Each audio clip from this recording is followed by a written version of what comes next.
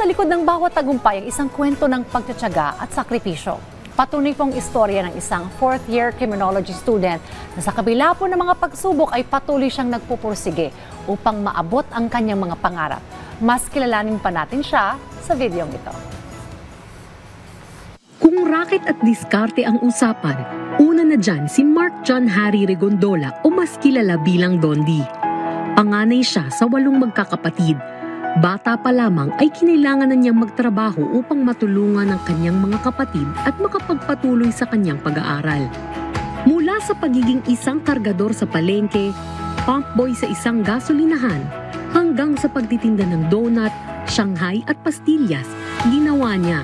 Kumita lang ng pera para sa kanyang matrikula at mga pang-araw-araw na gastusin. Hindi biro ang mga hamon na kanyang hinarap.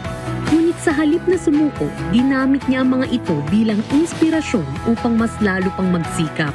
Sa bawat pasan niyang kahon at sa bawat piraso ng donut, Shanghai at pastillas na kanyang naibebenta, patuloy ang kanyang hakbang palapit sa kanyang pangarap. Ngayon, sa kanyang ika-4 na taon sa kursong criminology, patuloy niyang pinapakita na kahit ano pa ang estado ng buhay, kayang maabot ang tagumpay sa pamamagitan ng tiyaga at sipag.